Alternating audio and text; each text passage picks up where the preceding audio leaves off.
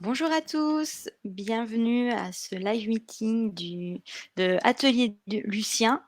J'espère que vous allez tous bien. Un petit test son, vidéo. Dites-nous dans le chat si vous nous entendez et vous nous voyez bien. Bonjour Cathy, bienvenue. Enchantée, pour me présenter, je suis Marine Nicolo, je suis conseillère en investissement et chargée de levée de fonds au sein de l'ITA.co, qui est une plateforme sur laquelle Atelier Lucien réalise sa levée de fonds et dont la collecte est prévue pour cette semaine. Pour ceux qui ne nous connaissent pas encore, l'ITA, c'est une plateforme d'investissement solidaire qui permet aux particuliers et aux professionnels d'investir, que ce soit en dette ou en capital, dans des entreprises variées. Donc, ça peut être des startups, des PME, des coopératives ou des associations. Ces entreprises sont sélectionnées sur des critères de performance économique et financière, mais aussi sur des critères d'impact social, sociétal et environnemental. Donc concrètement, on va avoir des entreprises qui sont très variées. Ça peut être des entreprises du secteur de l'alimentation durable, de l'insertion, des énergies renouvelables, de l'économie circulaire, etc. Donc, dans le cadre de notre activité, on organise des échanges entre nos investisseurs et les entrepreneurs en levée de fonds pour permettre un moment privilégié où les entrepreneurs vont pouvoir présenter leurs projets et où vous allez pouvoir poser toutes vos questions en direct. Donc aujourd'hui, nous avons la chance d'avoir avec nous Simon Hugolin et Antoine Finot, qui sont 2 des 5 co-gérants de la coopérative Atelier Lucien, qui animent le tiers-lieu qui s'appelle le Quartier Libre de Rouen. Pour le format de ce live meeting, dans un premier temps, on va laisser la parole à Antoine et Simon qui vont vous présenter Atelier Lucien pendant 15-20 minutes. Et dans un second temps, on aura une session de questions-réponses. Donc, n'hésitez pas dès à présent à poser vos questions dans l'onglet dédié, donc qui est à côté de l'onglet chat en bas à droite. On prendra le temps d'y répondre dans un second temps. Je pourrais également vous faire monter sur scène si vous le souhaitez. Il n'y a pas d'obligation, mais si vous acceptez, vous pourrez poser vos questions en direct, en live sur l'activité et la levée de fonds en cours. Donc pour celles et ceux qui ont loupé le début de l'événement ou qui ne pourront pas suivre jusqu'à la fin, on mettra en ligne le replay. Il sera disponible dans l'onglet opérations de la levée de fonds Atelier Lucien sur l'ITA.co. Je vais du coup laisser la parole maintenant à Antoine et Simon qui vont vous présenter le projet Atelier Lucien. Antoine, Simon, je vais remettre la présentation en grand et voilà, je vous laisse vous présenter et puis nous présenter votre projet. Merci Marine. Bonjour à toutes et tous. Je me présente, je m'appelle Antoine Finot. Je suis associé, co-gérant et directeur administratif et financier de l'Atelier Lucien. Je vais laisser mon collègue Simon se présenter à son tour peut-être. Alors bonjour, moi c'est Simon Hugolin, donc je suis associé co-gérant et je m'occupe de la partie direction artistique et concept de l'Atelier Lucien. Donc merci à toutes et tous d'avoir répondu présent à ce live meeting, qui est le deuxième moment de réunion et d'échange autour de cette levée de fonds citoyenne. Donc on en a fait une première la semaine dernière au sein du quartier libre à Rouen directement, donc à la rencontre de notre public. Aujourd'hui, c'est le deuxième moment et temps d'échange pour échanger autour de cette levée de fonds. Pour commencer, je vais vous raconter un petit peu l'histoire d'Atelier Lucien, qui on est, d'où l'on vient et comment s'est montée un peu cette structure-là. Atelier Lucien, c'est à l'origine une association, un collectif d'étudiants en architecture qui a vu le jour en 2014, sur les bancs de l'école, où on s'est rencontrés avec Simon et avec les autres associés. Et on a monté un premier festival d'art pluridisciplinaire qui permettait aux étudiants d'exposer leur travail devant un public extérieur. Et on s'est vite rendu compte que ce lieu qui était l'école d'architecture ne suffisait plus et qu'il y avait une réelle demande de la part du public de voir tout ce qui était produit. Et donc, on est allé à la recherche d'un nouveau lieu dans le centre-ville de Rouen qui pouvait accueillir nos événements culturels. Et donc, on s'est retrouvé sur ce site SNCF qu'on exploite encore aujourd'hui, donc un site désaffecté en friche. Et donc, on a transformé aujourd'hui en friche culturelle, donc à l'image de beaucoup de lieux, souvent appelés tiers-lieux d'ailleurs, qu'on voit apparaître sur le territoire national, la Cité Fertile, la Friche Belle de Mai, etc. on en voit beaucoup aujourd'hui. Donc depuis 2016, on active ce lieu, on l'anime, on le dynamise, on le fait connaître et on essaie de proposer une offre culturelle, donc artistique, musicale, avec des expositions, donc tout un tas de propositions artistiques, et donc principalement sur la partie estivale. Donc dans un premier temps, de 3 semaines à 6 semaines. Et puis depuis 2019, où on a pris la décision de grandir, de s'agrandir et d'ouvrir pendant 6 mois. Donc où c'était une première expérimentation, donc sur une durée relativement longue, donc d'avril à septembre. Et donc avec la création d'une réelle communauté. Tout d'abord, donc un public avec 120 000 visiteurs accueillis en 2019, environ 400 artistes invités, et aussi une communauté du coup de bénévoles à l'époque, donc d'environ 35 bénévoles.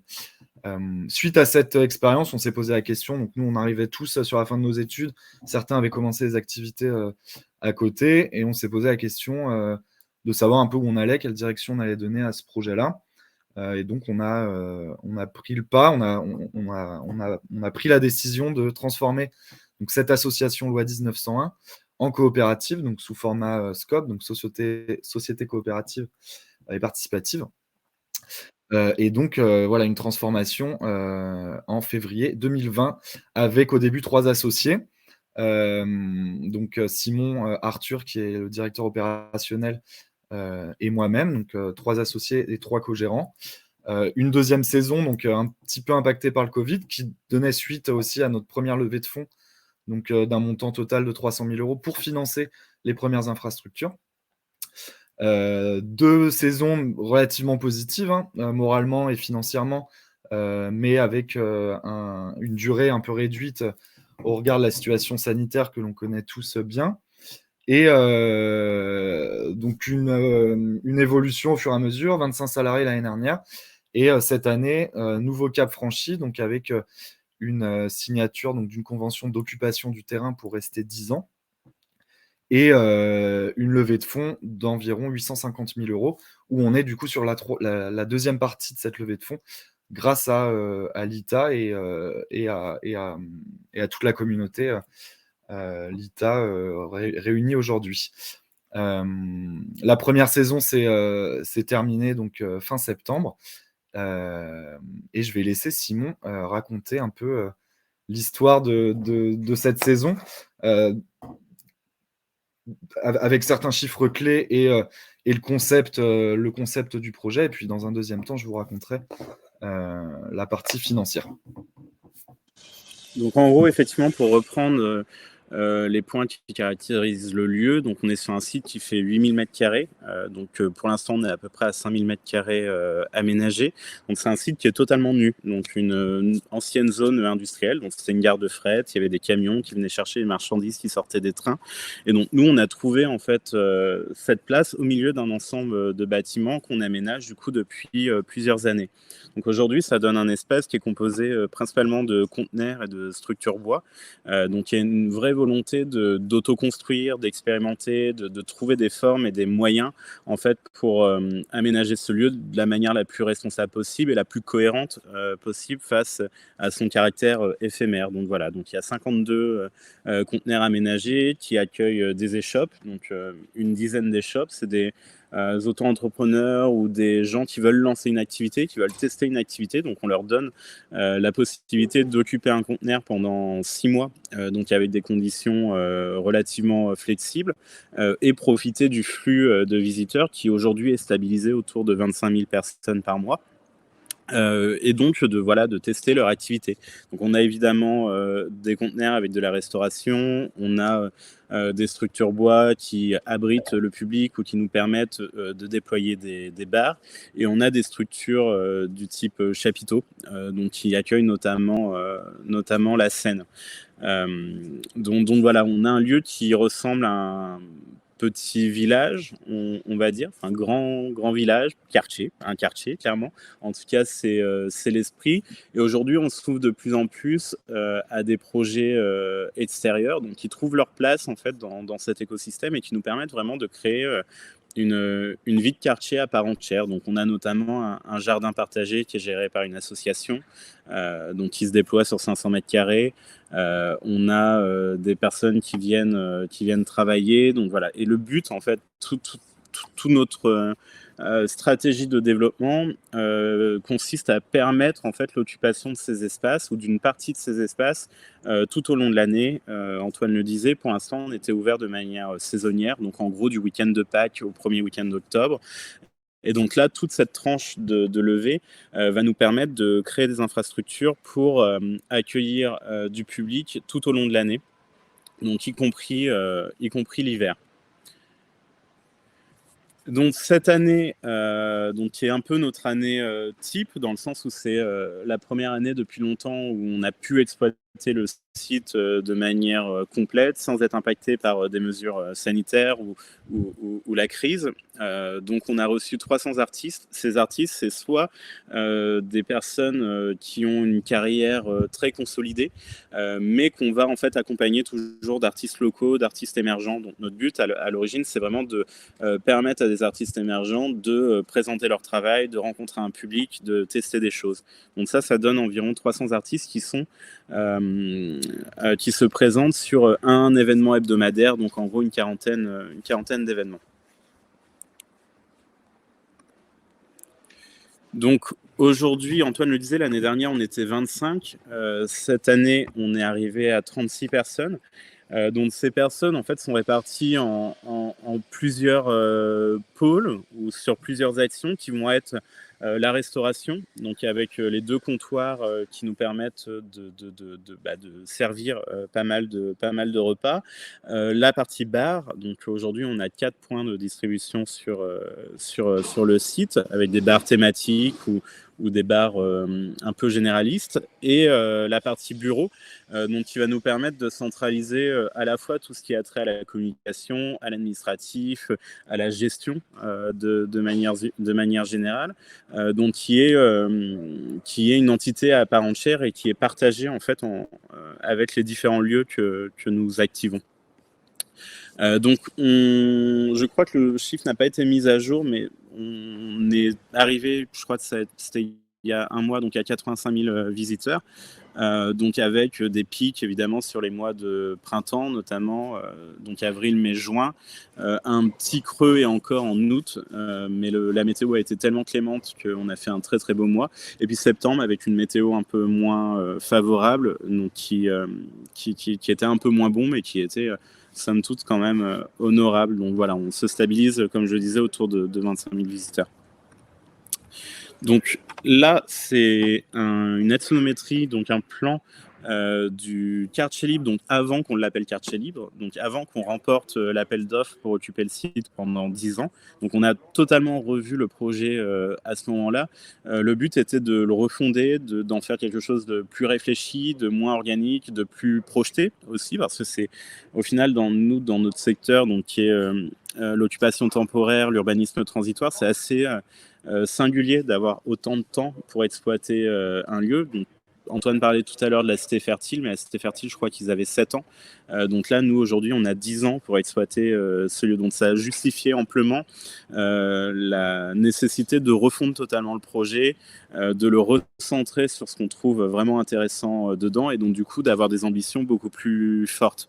Donc on est parti de cet état-là, on va dire, donc qui est déjà relativement déployé avec les éléments structurants du projet, que ce soit les barres principales ou l'espace scénique et les échoppes qui étaient déjà présentes. Et le but, c'est d'arriver à cette étape-là. Donc on est bien sur une vue de projet, enfin sur une projection, mais qui nous permet en fait d'imaginer des activités. Donc que ce soit à terme pouvoir avoir une pépinière d'entreprise, avoir un atelier partagé, donc on a commencé, mais qui serait beaucoup plus large, le jardin partagé qui se déploie, une partie potentiellement hôtellerie. Donc le but vraiment, c'est de se dire qu'on peut passer quasiment 24 heures au quartier libre sans avoir à sortir. Mais ça, c'est vraiment dans une projection long terme. ça, c'est la façade du coup de l'entrée principale du quartier libre telle qu'elle sera l'année prochaine, donc au moment du printemps, donc au moment de la réouverture de la partie estivale. Donc voilà, on essaye d'avoir une architecture assez singulière, comme je disais tout à l'heure, donc avec de l'autoconstruction, du bois sourcé, des conteneurs dernier voyage, et donc tout ça organisé en fait sous forme d'un véritable quartier. Donc notre objectif principal et vraiment notre ambition première actuellement, c'est bien de financer tout ce qui est installation hivernale. Donc on est déjà en cours de construction sur notamment deux éléments structurants qui sont d'une part une salle de restauration intérieure, isolée, chauffée, donc qui est l'extension de Popot, qui est notre comptoir food historique, et le fait social, donc qui pour le coup reprend toute la partie bar et la partie événementielle. Donc on est dans une transposition de nos activités estivales dans des cadres et des infrastructures qui nous permettent une ouverture hivernale. Donc voilà les éléments qu'on va financer avec cette nouvelle levée de fonds. Donc on a des espaces logistiques, en fait, on fait face à une augmentation de visiteurs, donc on a forcément besoin de plus d'espaces de stockage, etc. On a le fait social, donc le fait social, c'est un lieu qui vit en deux temps, donc qui est la journée de 8h à 18h, un café coworking, et le soir, à partir de 18h, un bar culturel. Donc un bar culturel avec une programmation d'humour, de stand-up, avec des projections de films, avec des spectacles de drag queen, avec de la musique. Donc vraiment, c'est un concentré de ce qu'on est capable de faire durant la saison estivale au quartier libre depuis plusieurs années, avant ça à la Frichoussien, dans un espace qui est plus restreint. Ensuite, on a donc Popot, qui est la salle intérieure de notre comptoir qu'on a décliné sous une forme de bouillon. En fait, ce qui nous plaisait dans le concept du bouillon, c'était d'avoir une cuisine simple, accessible. En fait, on veut que ce soit un lieu pour tous, avec des prix qui correspondent vraiment au plus de personnes. Donc ensuite on a le Garten, donc qui est un espace où je suis d'ailleurs, un espace couvert sous forme d'un chapiteau, donc pareil qui va être fermé et qui servira de terrasse cet hiver, et l'atelier donc qui nous permet en fait de construire en fait quasiment tout ce qui est fait ici est autoconstruit par une équipe dédiée, qui est ce qu'on appelle nous l'équipe chantier. Donc là, vous pouvez voir la façade du fait social, donc le café cowork la journée, le bar culturel le soir. Donc c'est un bâtiment qui est totalement réversible en ossature bois. Donc on pourrait quasiment imaginer démonter et remonter quelque part d'autre, bien qu'il ait été conçu pour être amorti en termes d'investissement sur une période de 10 ans. Et enfin, du coup, la façade de Popot, donc du bouillon, donc qui est assez caractéristique aussi, avec cette forme de maison hyper chaleureuse. C'est en tout cas ça l'idée. Donc nous, vraiment notre objectif avec ce lieu, ce qu'on trouve intéressant en fait avec les lieux qu'on pourrait appeler tiers-lieux, c'est leur capacité à faire évoluer les mentalités, à apporter des messages forts, importants sur des questions sociétales, l'écologie, mais on traite également énormément chez nous de l'égalité femmes-hommes, des droits LGBTQI+. Voilà, c'est un lieu qui a été tout de suite identifié comme un point de ralliement, que ce soit en accueillant les fins de marche pour le climat ou même la marche des fiertés de Rouen qui se termine traditionnellement dans notre lieu. Donc voilà, on croit en la force des lieux, en leur capacité à transmettre des messages et à rassembler des volontés. Donc notre public, en fait, on le considère vraiment comme des habitants de ce lieu. En fait, ce lieu n'aurait pas de sens s'il n'était pas là. Et donc on a une démarche aussi pour que ce public soit le plus divers possible, notamment en rendant accessible environ 80% des événements gratuitement. Donc les événements chez nous sont soit en accès gratuit, soit on a pour mission et objectif que l'entrée soit le prix de l'entrée soit le moins cher de la tournée de l'artiste. Donc ça veut dire inviter des gens comme Arnaud Robotini et faire des billetteries à 8 euros, alors que dans d'autres salles, on va plutôt être sur des billetteries à 22 euros. Donc on est vraiment dans une logique d'ouverture, en tout cas tant qu'on peut le faire. Et ça se traduit aussi sur l'équipe. Donc on a la chance d'être 35 aujourd'hui. Donc si vous regardez le schéma, vous remarquerez qu'on est légèrement en avance par rapport à nos prévisions. Et donc voilà, cette équipe en fait s'agrandit, et cette levée de fonds qui nous permettra de rester ouvert l'hiver nous permet aussi de garder les gens d'une saison à l'autre et de transformer certains contrats saisonniers en CDI, et donc du coup que ces personnes puissent rester tout au long de l'année et avoir une activité différente selon la saison. Antoine, je te repasse la main. Yes, merci Simon. Pour finir un peu sur ce que Simon disait, et j'ai cru voir passer la question dans le chat. Effectivement, l'idée, c'est que chaque établissement puisse avoir son chef d'équipe, son responsable, et que chaque lieu soit réellement autonome dans son exploitation. Et que quand l'un des lieux, par exemple, du coup, l'intégralité du quartier libre ferme en septembre, et ben que ça n'empêche pas finalement que nos autres lieux, donc le fait social et Pop-Up intérieur, puissent rester ouverts grâce à ces équipes vraiment dédiées. Et du coup, pour rebondir un peu sur cet organigramme général, nous, à terme, et Simon en parlait bien tout à l'heure, c'est vraiment d'avoir cette structure centrale donc, qui est Atelier Lucien, qui soit un peu support et société outil pour faire fonctionner l'intégralité des lieux d'exploitation qui gravitent autour. Donc créer un écosystème de lieux qui soit piloté, administré, programmé et communiquer et toutes les fonctions outils et supports dont Simon a parlé. Voilà, que Atelier Lucien puisse être un peu le support de toutes ces exploitations-là.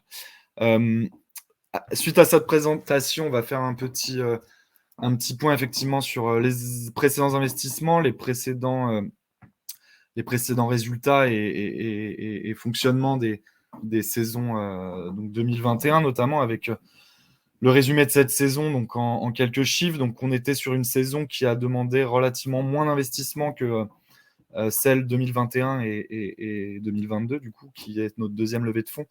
Donc, où on a investi environ 150 000 euros donc, pour la continuité de développement des infrastructures en place, des réparations, des rénovations et des améliorations aussi donc d'équipements, à savoir des rénovations de terrasses, l'achat de nouveaux mobiliers pour améliorer ce confort également sur site. Donc 2021, c'était 17 salariés uniquement pour l'exploitation du quartier libre, hein, donc pour l'exploitation des bars et des stands de restauration. Et à rajouter donc en plus de cela les salariés de la coopérative Atelier Lucien, donc qui étaient aux alentours de 8 en 2021.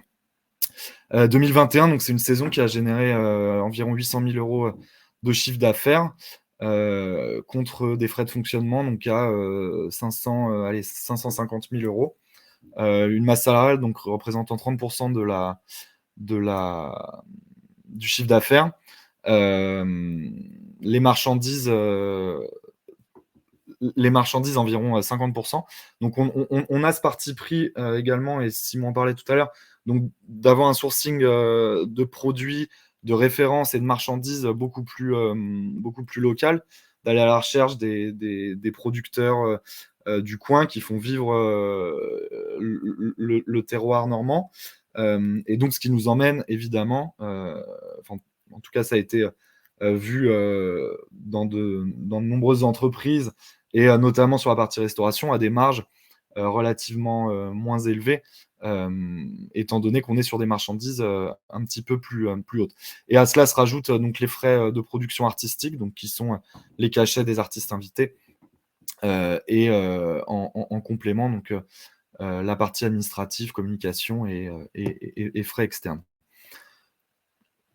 Donc, on vous l'a montré tout à l'heure, le plan donc, de la friche Lucien en 2021, qui s'est transformé donc, en le quartier libre en 2022, donc pour répondre à cette évolution, à cette échelle de village que prend le lieu au fur et à mesure, donc avec ses rues, avec ses habitants, donc qui sont les publics, les résidents des boutiques, etc.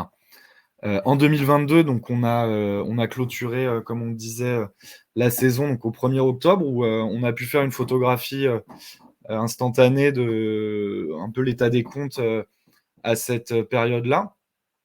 Donc où on est, alors aujourd'hui, ça a un petit peu augmenté sur les investissements, où on arrive à 450 000 € d'investissement réalisé et un restant à 450 000 également, soit un montant total d'investissement donc, de 900 000 €, donc qui correspond au montant donc, de la levée de fonds. Donc où cette levée de fonds, on est entre 850 et 880 donc de prêts, donc de dettes et de titres participatifs, et un apport d'environ 30 000 € donc en fonds propres via l'intégration de deux nouveaux associés cette année, et de l'apport en compte courant complémentaire. Donc ces derniers investissements vont être réalisés d'ici la fin de l'année, donc pour arriver à ouvrir donc, nos 2 établissements pour notre activité hivernale. Un total donc de 35 salariés, donc ici Atelier Lucien, donc les bureaux et les effectifs du quartier libre confondus. Un total donc de chiffre d'affaires estimé à 1,3 million pour cette saison 2022, et des frais de fonctionnement d'environ 900 000 €, donc suite à cette mise à jour, où on voit, si on peut refaire un petit tour sur la partie chiffre d'affaires, donc une répartition relativement peu équitable en fonction des centres de profit, mais où on voit quand même que les débits de boissons, donc présents au nombre de 4, comme le disait Simon tout à l'heure, représentent 3/4 des recettes réalisées sur site. Une augmentation par rapport aux années précédentes, donc du chiffre d'affaires de la partie restauration, ce qui veut dire que les gens restent, les gens mangent sur site, et vont y rester un petit peu plus longtemps du coup. 7% donc, de chiffre d'affaires qui est réalisé par la partie billetterie, donc qui sont simplement l'achat de billets pour aller voir les concerts. Enfin, 2% pour la partie privatisation, donc on fait bénéficier aussi du lieu à d'autres personnes, donc ça peut être des entreprises, des collectivités, ou même des personnes pour des anniversaires ou autres, qui souhaitent privatiser un espace au sein du quartier libre. Et enfin, on a la partie incubation et donc accueil de résidents dans des conteneurs, dont parlait Simon tout à l'heure, qui représente 1% du chiffre d'affaires. Voilà pour cette année 2022. On a évidemment, avant cette levée de fonds, donc, travaillé à des prévisions pour nos futurs établissements. Donc ici, le bouillon popote, donc avec quelques vues que vous pouvez vous projeter un petit peu dans ce futur restaurant donc de type bouillon. Donc un total d'environ 250 000 € d'investissement pour ce bâtiment de 70 mètres carrés et 60 couverts le midi et le soir. 6 salariés, dont 2 CDI, donc 6 salariés à temps plein et des CDI donc, au sein de cet établissement-là. Un chiffre d'affaires estimé à 573 000 € pour 513 000 € de frais de fonctionnement. À savoir qu'on aura également une partie privatisation avec la possibilité, encore une fois, pour des entreprises, collectivités ou autres, de venir réserver l'intégralité du restaurant pour des événements. Et le pendant, du coup, bar culturel, donc le fait social, donc qui se situe juste de l'autre côté de la rue centrale. On vous le montrera sur la dernière slide, et donc qui est un lieu de 150 mètres carrés, et donc avec un total d'environ 400 000 € donc, de coûts de travaux et d'aménagement et d'équipement. C'est 2 CDI à temps plein et des extras en semaine. Et enfin, un chiffre d'affaires estimé à 620 000 € hors taxes et des frais de fonctionnement donc, de 455 000 €, avec également une partie privatisation intégrée dans le chiffre d'affaires, les parties consommation bar, un pourcentage donc de billetterie également donc pour les DJ sets ou les spectacles de drag queen et drag king, et également donc la partie coworking de 9h à 18h dont parlait Simon tout à l'heure. Finalement, donc, en 2023, donc ces prévisions ne tiennent pas compte des 2 établissements couverts, donc du fait social et du bouillon Popote, et donc représente une augmentation de 200 000 € environ donc, du chiffre d'affaires réalisé cette année. Donc tout simplement par une amplitude horaire légèrement augmentée, de par une offre de plus en plus large, donc au niveau de la restauration et au niveau de la partie débit de boissons, et donc qui, selon nous, va attirer du monde et des publics complémentaires au fur et à mesure de la saison. Une projection donc à 36 salariés uniquement pour l'exploitation du lieu, et une rénovation des espaces déjà existants, donc nécessitant un besoin d'investissement donc de 200 000 € donc pour l'année prochaine. Voilà un petit peu sur les données chiffrées. On vous laisse un peu avec cette dernière axonométrie donc, qui permet de visualiser un peu donc, l'aspect du quartier libre donc, d'ici la fin de 2022, début 2023. Donc où aujourd'hui on est sur effectivement, Simon en parlait, donc la création de Popote intérieur, donc le bouillon, donc, qui est cet établissement en charpente de bois, ainsi que le fait social. Et il nous restera quelques constructions, donc notamment des espaces logistiques dans le courant de l'hiver 2023. À savoir que, pour résumer un petit peu au niveau de l'exploitation, on a effectivement toute la bande qui longe la halle que vous voyez donc sur la gauche, qui est fermée l'hiver, et donc où l'activité hivernale se concentre autour de cet axe central, donc depuis le parvis d'entrée jusque vers la Pampa tout au fond.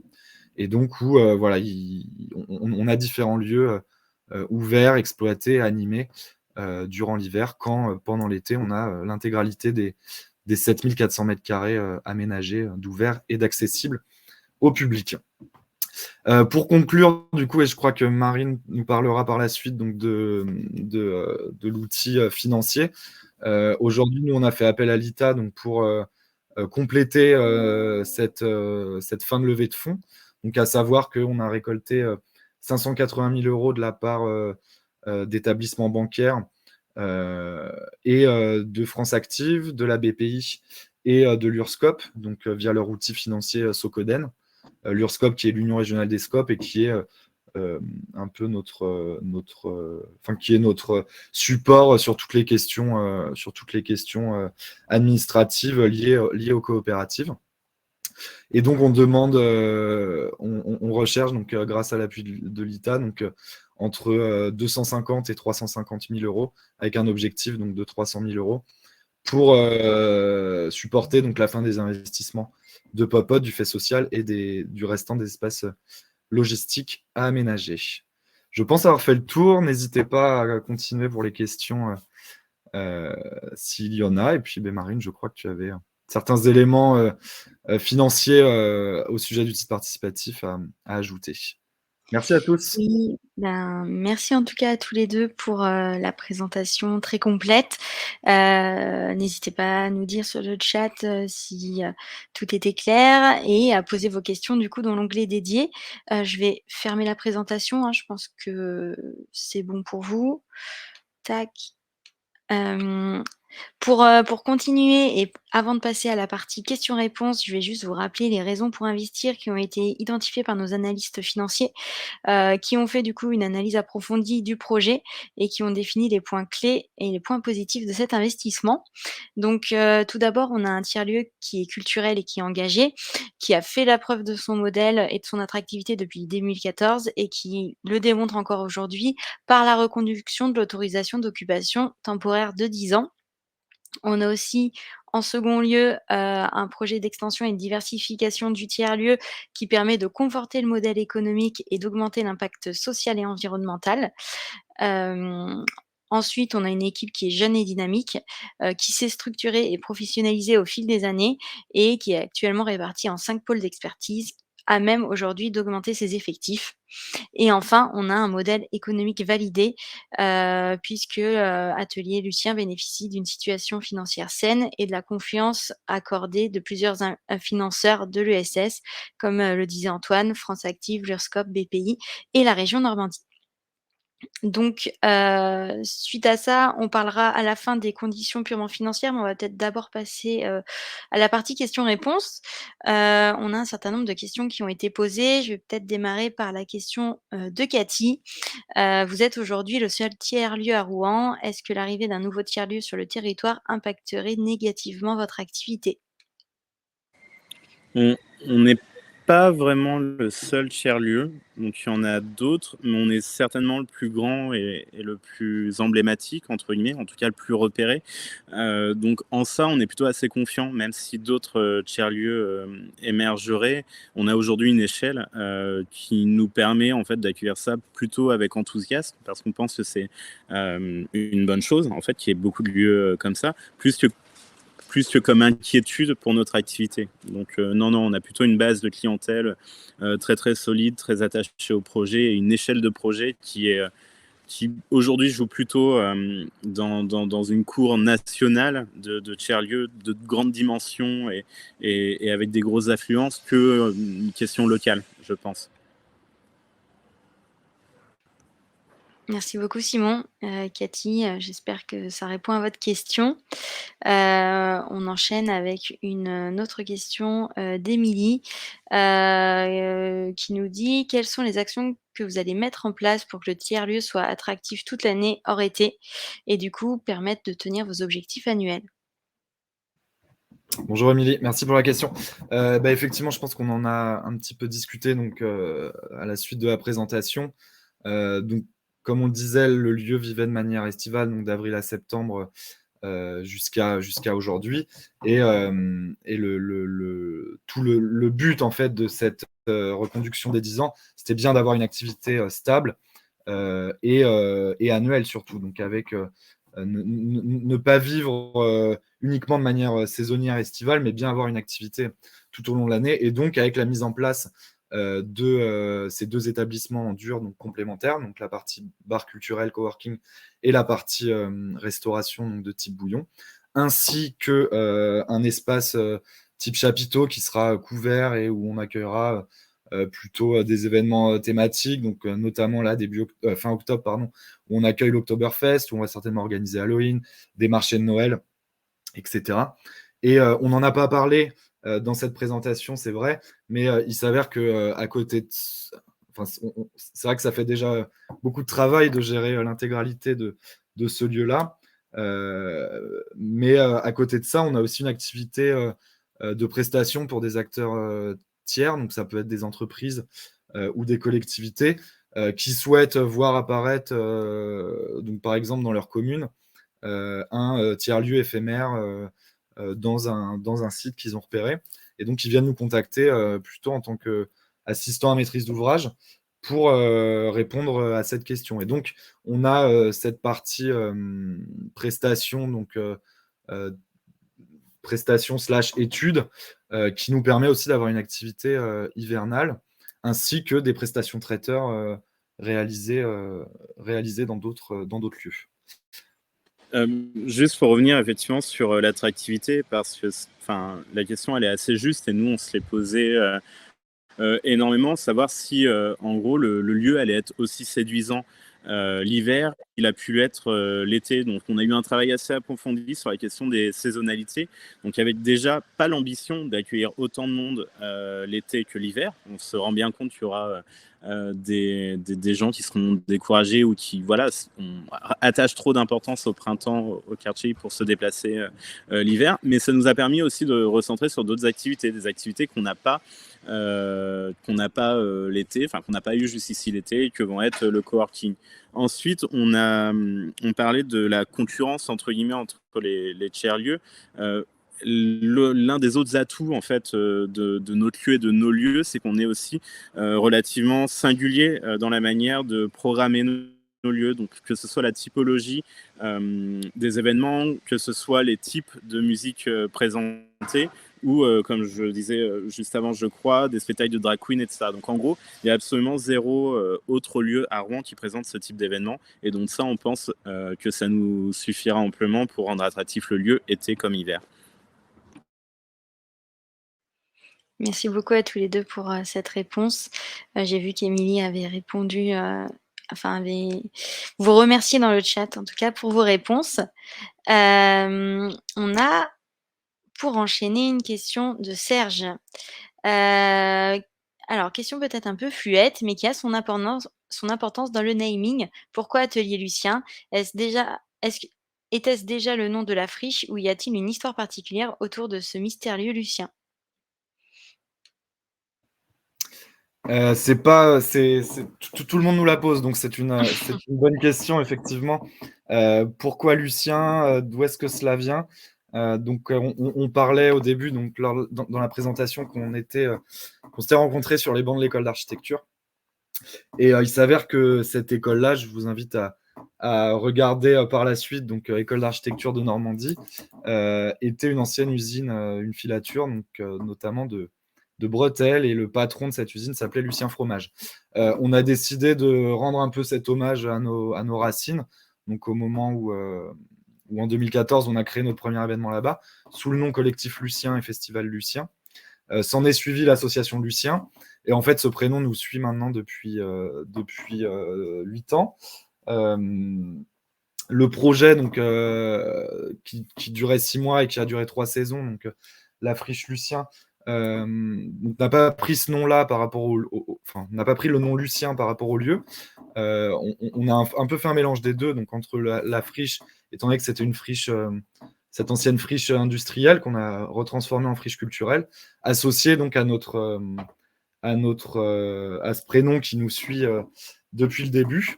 Et enfin, atelier, parce qu'on se considère donc dans notre activité comme des artisans de lieux et d'événements. On a cette formation d'architecte au début, et ce lieu où toutes ces choses sont conçues, sont dessinées, sont souvent appelées des ateliers. Et donc, en fait, on a souhaité faire ce mélange entre notre profession, notre formation, et les racines du projet, d'où le nom Atelier Lucien. Je ne sais pas si sur le naming, tu voulais rajouter des choses, Simon? Très bien. J'espère qu'on a répondu à votre question, Et Serge. pour le naming, quartier libre de Rouen, le choix s'est fait comment? Alors du coup, sur le quartier, au moment de refondre le projet, on trouvait que le prénom Lucien était peut-être un peu trop présent, un peu trop omniprésent, et du coup laissait peu de place à d'autres porteurs. Donc on a décidé en fait de le retirer du nom du projet, et du coup d'appeler le projet le quartier libre, de manière à ce que chacun trouve beaucoup plus sa place que simplement sous l'étiquette Lucien. Donc on est entre guillemets des occupants parmi d'autres dans un futur quartier. Merci beaucoup. Serge, n'hésitez pas à nous dire, dans le chat, si la réponse, est OK pour vous. On avait une autre question d'ailleurs. Avez-vous pris en compte l'inflation et la hausse des matières premières dans vos budgets? Est-ce que les visiteurs vont le ressentir? Aussi, avez-vous anticipé une baisse du nombre de visiteurs dans ce contexte? C'est une excellente question. On se la pose nous aussi beaucoup en ce moment. Effectivement, comment on va réussir à rebondir et à s'adapter avec le contexte actuel, donc notamment sur la hausse, donc certes des matières premières, et dans un second temps donc des énergies. Nous, on a le parti pris depuis l'ouverture du lieu, donc d'être sous énergie locale, renouvelable et verte, donc via notre fournisseur Enercop, pour lequel on est également sociétaire. Et pour l'instant, en tout cas, il y a de leur dire pas de hausse prévue, étant donné qu'on est sur une énergie locale. Donc après, effectivement, il y aura certaines autres questions comme les matières premières. Donc on a déjà ressenti une certaine inflation sur la partie investissement, notamment sur les charpents de bois, donc qui sont des matériaux qui ont largement grimpé. Et donc, on a pu pour l'instant répondre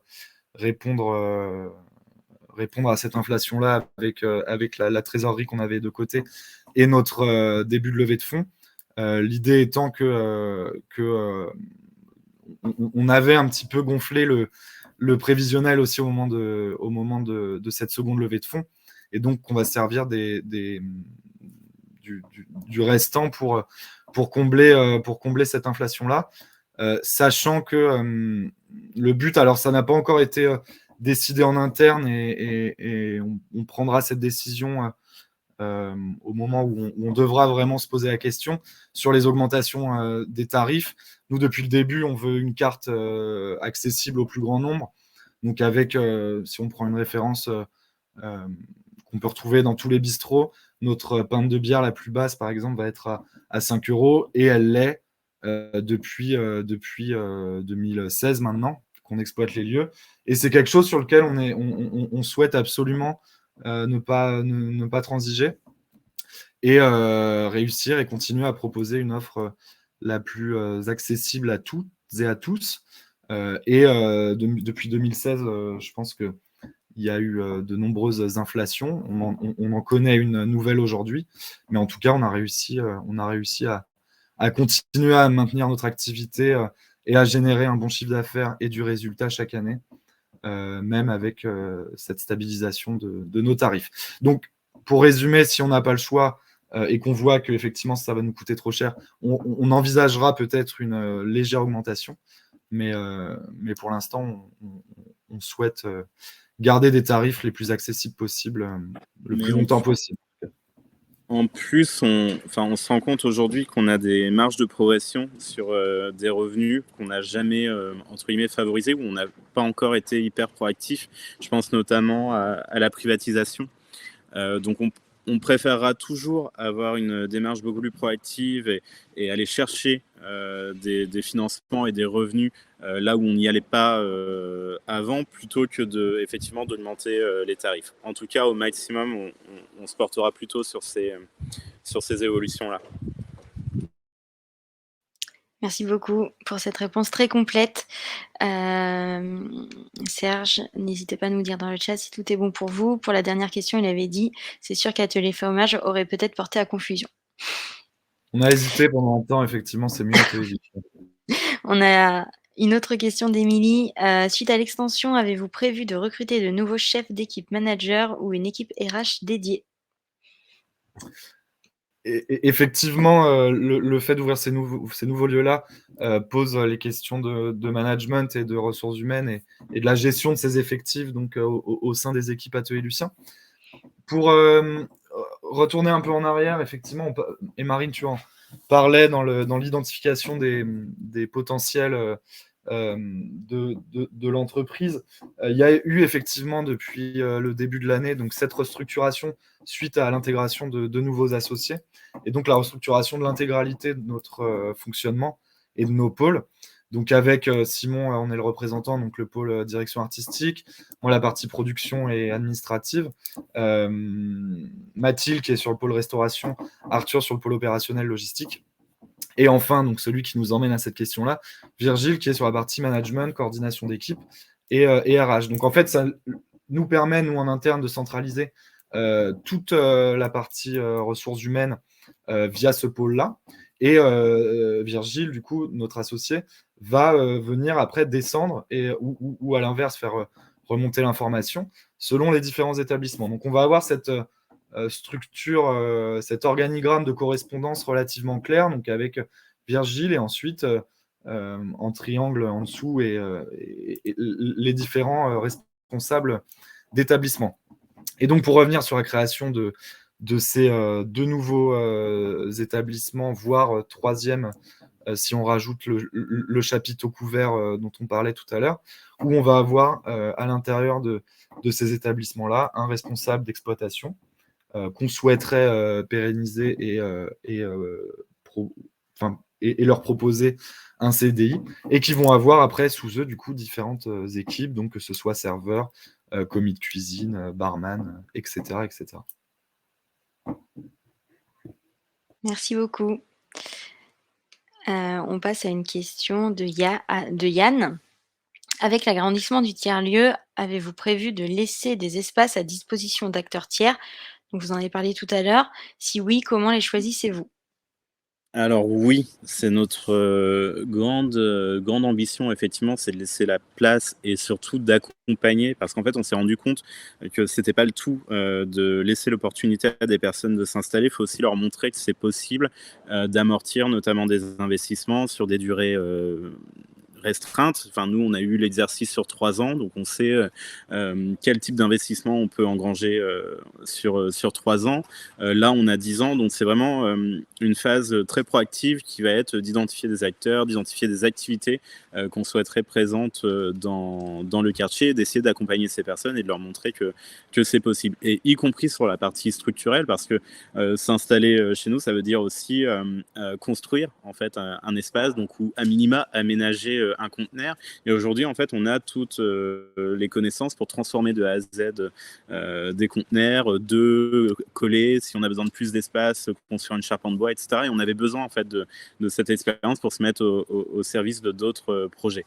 Sur la manière de les choisir, donc, faut savoir que toute personne, comment dire? Qui mène une activité dans le quartier libre ou qui va produire un événement dans le quartier libre et cetera, doit suivre une charte, donc qui met en place tout un tas de valeurs, donc sur des questions, sociétales, sur des questions de parité et cetera, donc c'est hyper important, pour nous et donc il en va de même, pour les projets qui voudraient, s'installer, dans le quartier. On veut avant tout que ça soit des projets qui correspondent aux valeurs du lieu et ne vont pas décrédibiliser le lieu et l'énergie, la synergie qu'on essaie de créer autour de ce lieu. Donc ça, c'est un premier facteur.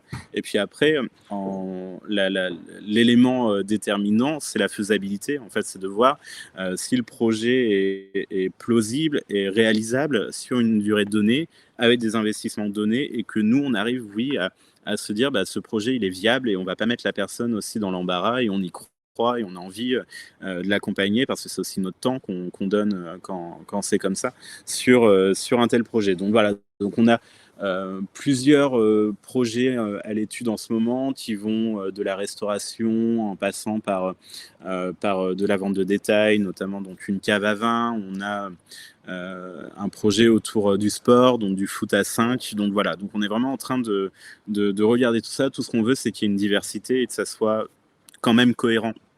Voilà. Merci beaucoup Simon pour, cette réponse très complète. Pour la prochaine question, j'essaie d'inviter, Cyprien qui avait une question, voilà Cyprien, si vous souhaitez, monter sur scène, vous avez juste à accepter l'invitation. Il se prépare, donc il arrive.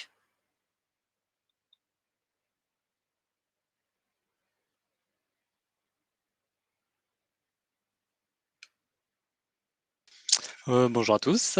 Le voilà. Bonjour Cyprien, bienvenue. Bonjour. Merci beaucoup, c'est gentil de me faire participer comme ça. Oui, donc par rapport à ma question, j'ai voulu savoir s'il y avait, des risques identifiés par rapport à l'extension du lieu, parce qu'a priori, ça a l'air de plutôt bien se passer, depuis 2014. Mais vis-à-vis de l'extension, est-ce que vous rencontrez des risques ou des personnes qui seraient totalement opposées au projet et qui pourraient, par exemple, vous mettre des bâtons dans les roues et un peu gêner le développement du tiers-lieu comme vous l'avez imaginé? Bah, on va être hyper transparent avec vous. Le tiers-lieu a d'abord été très festif, donc très centré autour des musiques actuelles. On est dans un milieu hyper urbain, donc il y avait des habitations autour. Donc c'était comment dire, potentiellement une erreur fondamentale qui faisait que le tiers-lieu ne pouvait pas s'ancrer dans le territoire, vu qu'on était la cause de certaines gênes. Et donc on a opéré, notamment avec nos partenaires, dont Ville de Rouen, Métropole de Rouen, tout un process de consultation, donc notamment avec les habitants autour du quartier libre, de manière à réadapter, réorienter le projet. C'est pour ça qu'aujourd'hui on n'a plus qu'un événement musical par semaine, et petit à petit, en fait, on va même déporter une partie de l'activité événementielle sur un autre lieu qui est en cours de création. Donc j'ai envie de dire que le projet au final a maintenant un peu plus trouvé sa place dans le territoire. Donc il y a bien sûr quelques personnes qui ne l'apprécient pas et c'est normal. Mais de manière générale, on a su réadapter le projet pour qu'il corresponde plus en fait à son contexte, tout simplement. Donc voilà. Après, sinon, le lieu bénéficie donc du soutien des collectivités, donc Métropole Rouen-Normandie, ville de Rouen, donc uniquement un soutien politique entre guillemets parce qu'on n'est pas subventionné par ces entités. On ne souhaite pas être subventionné, on souhaite être indépendant, libre, on va dire. Mais par contre, on a un véritable appui, notamment dans le cadre d'une démarche plus globale, donc qui veut porter Rouen en capitale européenne de la culture. Donc où le quartier libre, du coup, est l'une des pierres angulaires de la candidature de la ville, donc comme symbole de dynamisme et perspective aussi d'évolution, comme par exemple la Belle de Mai a pu être développée dans le cadre de Marseille, Provence, capitale européenne de la culture. Donc voilà, j'espère avoir été complet. Ouais, c'était plutôt complet. C'est bien de voir que vous êtes soutenu par pas mal de monde autour et donc que ça pourra nous permettre de porter le projet un peu plus loin. Donc, Ouais, merci pour la réponse. de rien. Merci Cyprien, pour votre question. Je vous invite à quitter, la scène, ou je peux le faire si vous si Je veux bien que vous le fassiez parce que je connais pas très OK, bien la plateforme, donc pas de je vous laisse souci. faire. Merci à vous. Merci. On a une dernière question qui va me permettre de faire la transition, sur la fin des questions. Pour ceux qui connaissent très bien le quartier libre, lieu approuvé et aimé des Normands, mais moins le fonctionnement de l'ITA, pouvez-vous nous expliquer votre rôle en tant qu'intermédiaire entre nous et le quartier libre? Donc du coup, je vais prendre, cette question. Donc nous, l'ITA, on est une plateforme de financement participatif, c'est-à-dire, aujourd'hui, notre objectif, c'est de mettre en relation des investisseurs, qui souhaitent investir dans des projets et des entreprises, des entrepreneurs, des coopératives comme Atelier Lucien qui ont besoin de fonds pour, se financer. Aujourd'hui, Atelier Lucien ne pourrait pas faire, d'appel public à l'épargne tout simplement et est obligé de passer par une plateforme réglementée, pour, faire investir des personnes tierces où on est du coup sur un placement, financier. Hem Et du coup, notre rôle, c'est, de, tout calibrer pour les investisseurs. Ça va être, de calibrer tous les documents juridiques, tous les documents réglementaires, pour que vous puissiez investir, dans des conditions qui soient, conformes à la réglementation, financière. Du coup, peut-être pour donner un peu plus, ces conditions, aujourd'hui, du coup, on est sur une levée de fonds en titres participatifs. Les titres participatifs, ça équivaut, à un produit de dette, dans le sens où vous allez avoir un taux d'intérêt annuel qui va être, de 6 et un remboursement, du montant que vous avez investi qui aura lieu la 7e année. Donc c'est-à-dire que vous allez avoir, 6 de rendement annuel et la 7e année, un remboursement du capital. Il faut savoir que sur les titres participatifs, la date de remboursement est pas totalement figée, dans le sens où Atelier Lucien pourra rembourser à partir de la 7e année et si, ils mettent un peu plus de temps à rembourser, on aura des pénalités de retard qui s'appliquent. Ce qu'il faut rajouter aussi, c'est que les titres participatifs, sont éligibles à la réduction d'impôt. Donc par rapport au montant que vous allez investir, vous allez pouvoir, récupérer 25 du montant investi sur vos impôts. Ce qui fait du coup une rémunération en plus qui vient s'ajouter au taux d'intérêt, des 6 annuels. Hem, donc j'espère que je réponds à votre question déjà. On n'a pas votre prénom, donc n'hésitez pas à me dire dans le chat si vous souhaitez des précisions sur notre rôle. Mais du coup, notre rôle, c'est, de faire en sorte que, Atelier Lucien puisse lever des fonds auprès, de tous les citoyens et que vous puissiez investir, avec des conditions financières qui sont, fixées juridiquement et qui correspondent, à toutes, les réglementations. Si je continue du coup, puisqu'on est à 1 minute de la fin, peut-être, pour vous préciser où on en est dans l'atelier Lucien. Donc, aujourd'hui, on est en phase de précollecte sur l'ITA. La phase de précollecte, c'est une phase où vous pouvez pas encore investir, mais vous pouvez déposer une intention d'investissement. Une intention d'investissement est non engageante et modifiable et elle nous permet du coup de voir, l'attractivité, de la levée de fonds. Et aujourd'hui, on est à 115 000 € d'intention d'investissement en quelques semaines, et on a un objectif de collecte qui est de 300 000 €. Il faut savoir que la campagne, la levée de fonds va passer en collecte cette semaine et donc vous pourrez investir dans les jours qui viennent, dès qu'on aura finalisé la rédaction des derniers éléments, et documents réglementaires. Du coup, vous pourrez retrouver dans l'onglet opérations, de la levée de fonds Atelier Lucien sur l'ITA, différents documents. Vous aurez accès à un dossier d'investissement détaillé qui a été, rédigé par nos analystes financiers. Vous aurez également les documents réglementaires, les statuts, d'Atelier Lucien, les comptes clôturés. Donc voilà, tout un certain nombre d'éléments pour que, vous puissiez investir. Hem Voilà ce que je voulais vous dire vis-à-vis de ça. Donc on a hâte de lancer la collecte, en tout cas. C'est notre objectif de cette semaine avec, bah, du coup, cet objectif de 300 000 €, qui s'annonce très bien. On va du coup clôturer l'événement puisqu'il est 13 h. J'espère qu'on a répondu à toutes vos questions. Si d'autres questions arrivent, n'hésitez pas à nous les poser dans l'onglet, opérations de la levée de fonds, sur le chat de l'ITA, prendre rendez-vous avec un conseiller. Donc voilà, il y a différents, canaux qui sont disponibles pour qu'on puisse répondre à vos questions et aussi pour qu'on puisse faire remonter les questions, à Simon et Antoine. Voilà. Donc j'espère que vous avez, passé un bon moment. Je vous remercie pour, votre écoute, pour vos questions et je vous dis, bah, du coup, à très bientôt. Merci à tous et merci Antoine et Simon pour, votre présentation et pour, la réponse à toutes ces questions. Merci Merci beaucoup. beaucoup. Merci à tous. Merci, au revoir. Bonne journée. Au revoir. Au revoir.